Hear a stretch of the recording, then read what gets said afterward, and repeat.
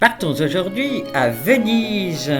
Il y avait le Vaporetto, mais j'ai préféré la station de gondole. Et me voilà parti sur le Grand Canal qui fait 4 kilomètres. Et j'allais chez une cousine en admirant ces 170 palais qu'il y a de chaque côté du Grand Canal, qui fait 50 à 70 mètres de large. Et me voilà arrivé. C'est le palais Cherini-Benzoni du 18e. Voilà l'escalier dans la petite rue. On monte cet escalier magnifique et on arrive dans le superbe appartement de cette cousine. Nous sommes à Venise, son époux est vénitien et beaucoup de trésors sont dans cet appartement avec une jolie commode, un tableau. C'est vraiment le marchand qui revient comblé d'or. Il a fait des bonnes affaires et retrouve son père. La dame au petit chien, ça c'est flamand, beaucoup plus ancien comme tableau. Et puis là, un berger, lui aussi, 18e siècle, tout à fait joli. La nature morte au perroquet, superbe. Mais non, n'oublie pas que 18e, il y avait ces trumeaux avec les instruments de musique, car la cousine est musicienne. Voilà son piano, sur lequel elle répète bien souvent ses différents concerts. Voilà la décoration dans un petit coin bien confortable pour se reposer, une table là encore avec un joli tableau au-dessus, un autre petit coin tout à fait confortable et on arrive dans le grand salon avec les grandes fenêtres qui donnent sur le Grand Canal. Une jolie potiche chinoise. Et à côté, une collection de vases en verre de Venise, de verres et de vases, toujours ce magnifique verre de Venise. Là, sur cette table, des objets aussi très rares, dont la flamme là-haut. Et voilà que pendant que j'étais dans ce salon, j'ai entendu chanter en bas. Donc je me suis penché au balcon et regardez, il y avait des gondoles qui se mettaient en ligne juste devant la maison, puis bien là, les 4 l'une à côté de l'autre, et le monsieur qui est en orange de dos ici, il avait une voix d'opéra et chantait les opéras célèbres. Donc j'avais un vrai concert sous mes fenêtres. C'est alors que j'ai appris que le palais Cherini-Benzoni a été habité par Marina Cherini entre 1757 et 1839. Elle y tenait un salon littéraire très fréquenté avec toutes les personnalités de l'époque, Lord Byron, Thomas More, Giacomo Casanova, tous les gens célèbres. Et maintenant, les gondoliers amènent les touristes sous les fenêtres de cette personnalité du XVIIIe siècle, du XIXe siècle, qui était connue dans le monde des arts et de l'opéra. Nos voisins, eux, n'avaient pas un concert, mais se faisaient livrer de la farine, vous voyez, en très très grande quantité avec le promontoire, qui sert à l'arrivée des gondoles, mais aussi au ravitaillement dans les maisons. J'ai voulu alors visiter la ville, mais par les petits chemins pour les piétons, voilà, les fameux Sorto Portego, qui veut dire sous le portique. Ce sont des passages publics qui mettent en communication les petites ruelles vénitiennes, qu'on appelle les calli, les campielli, les petites places, puis les corti, ce sont les cours avec une seule entrée. Ça fait vraiment coupe-gorge et on se demande si on va arriver au bout et où ça va nous emmener. Parfois, elles sont construites, voyez, entre les deux petites rues, c'est construit. D'autres sont très étroites avec des magasins qui commencent à s'installer, qui ont souvent l'avantage d'être fraîches l'été à cause de ces hauts murs. Puis au milieu de tout cela, le portail d'une église qui est complètement encastré dans les maisons. L'intérieur est chaud, enfin on a l'impression que c'est vraiment l'église de la famille. D'autres calli, toutes ces petites rues, et puis là, un monastère où le père abbé protège ses moignons, d'autres calli, avec à gauche une maison à encorbellement, et là, c'est aussi un monastère, mais de religieux cette fois-ci. Le mur de droite, c'est l'enceinte d'un jardin qui appartient aux religieuses. Et là, pouf, on arrive sur le Grand Canal, alors là, je ne savais pas du tout comment m'en sortir. Un autre Sotto Portego de la Passina, beaucoup plus bas. Là encore, je suis arrivé sur je ne sais où, enfin par des planches, je suis arrivé ailleurs. Et regardez un pêcheur là qui utilise ses filets pour sa pêche.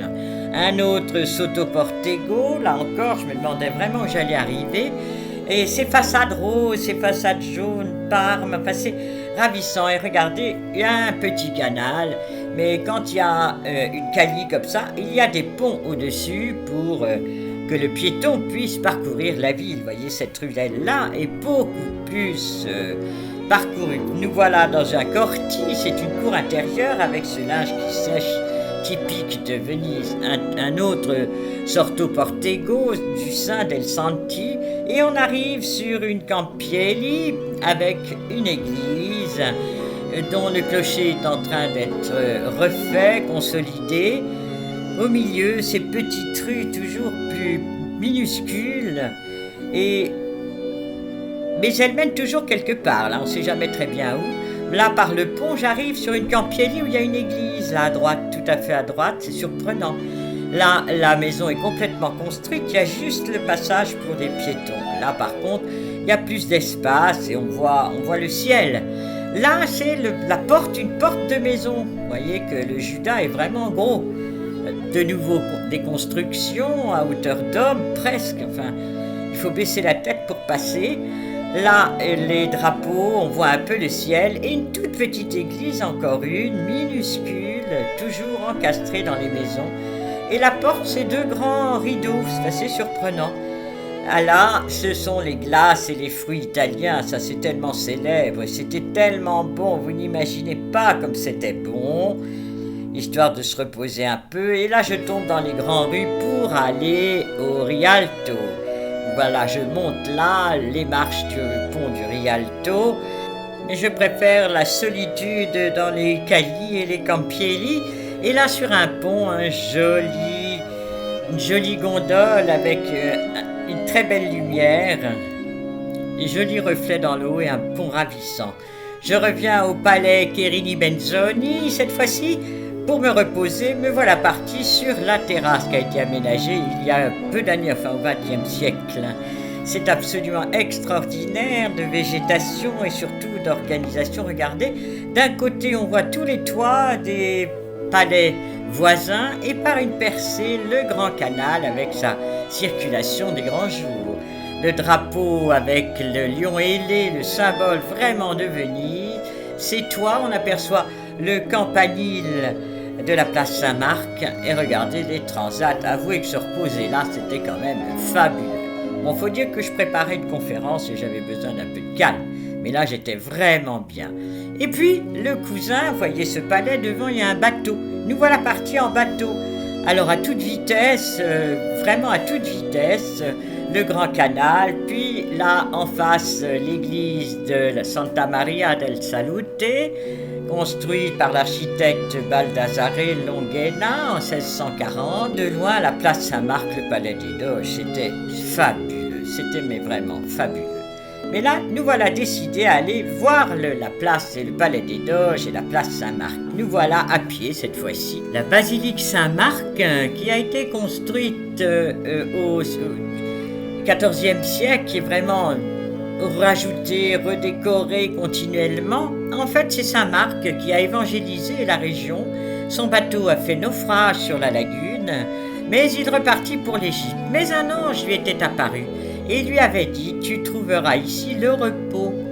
Donc, il part en Égypte, il est mort martyr dans le petit village de Buccolée près d'Alexandrie, et deux marchands vénitiens ont volé la relique et l'ont rapportée à Venise en cachette. Rome avec comme protecteur Saint-Pierre et Saint-Paul, mais Venise, Saint-Marc, l'évangéliste, dont le symbole est le lion, qui reste vraiment l'emblème de la Sérénissime Venise. Tour de l'horloge, avec le lion ailé, toujours le symbole de la Sérénissime Venise, et là le pont des soupirs, puisqu'il allait du tribunal à la prison. Voilà, me voilà à pied, voyez, on passe les ponts avec tous ces gondoliers partout, regardez, il y a énormément de gondoles, et on peut évidemment faire des tours quand on veut, mais j'ai préféré rester à pied sur le bord, histoire de retrouver des jolies vues de Santa Maria del Salute.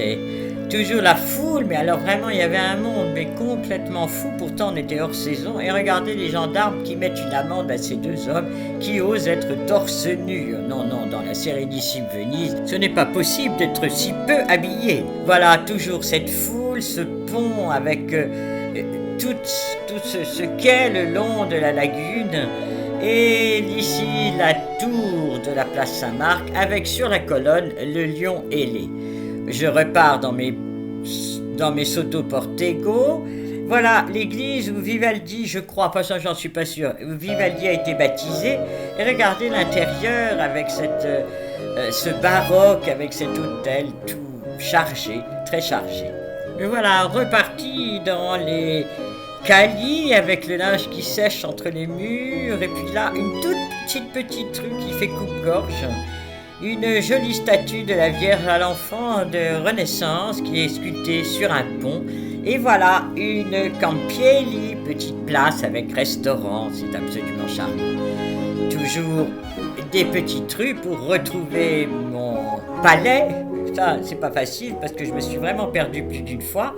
Ces petites rues ne sont pas toujours droites et donc de temps en temps, on ne sait pas du tout où on va arriver. Voilà, une autre église plus imposante, toujours complètement dans les maisons. Et me voilà arrivé à l'Arsenal qui a été construit en 1104 par le doge Ordelafo Faliero. L'entrée principale est de 1460 et l'architecte est Antonio Gambello. C'est vraiment à l'époque où la République de Venise était absolument à son apogée. Il y a 3 kilomètres de murailles en briques crénelées devant le fameux lion de Saint-Marc qui est toujours là, puis c'est vraiment l'emblème du saint apôtre Marc. Ici, il y a la lionne et toujours ces monuments absolument extraordinaires où se construisaient aussi bien les navires civils que militaires. Vous voyez là, de plus loin, c'est absolument énorme. Il y a 3 kilomètres de murailles en briques avec différentes époques, généralement très souvent agrandies selon les besoins de la cause. Et repartons dans nos Sotto Portego dei Santi, toujours des petites rues. Mais alors là, il y a carrément des grilles. Alors on se demande si on va arriver à sortir de là. Mais oui, voilà une Corti avec la vue sur le ciel. Vous voyez, il faisait un temps magnifique. La lumière baignait dans ses rouges, dans ses tons briques. Puis là, une statue avec des fleurs du Christ. Et à côté, la maison du Parti communiste. Ça, j'ai dit, l'un à côté de l'autre, c'était assez amusant. On retrouve les petites rues plus pauvres avec tout ce linge qui sèche en travers des maisons et qui claque dans le vent. Ça fait un bruit très très surprenant au départ. Et je vous laisse là, devant le lion de Saint-Marc. Nous laissons la Venise des Sotto Portego. Je vous dis au revoir, à bientôt pour une autre visite.